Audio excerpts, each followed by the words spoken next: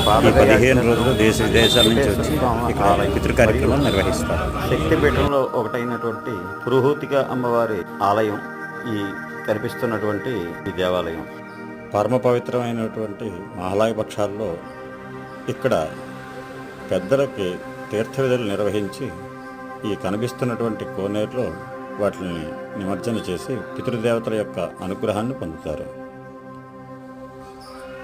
అనంతరం ఇక్కడ స్వామివారిని దర్శనం చేసుకుని అలాగే పురోహూత అమ్మవారిని మరియు ఇక్కడ దత్తాత్రేయ స్వామివారిని దర్శించుకుని స్వామివారి యొక్క అనుగ్రహాన్ని కూడా పొందుతారు.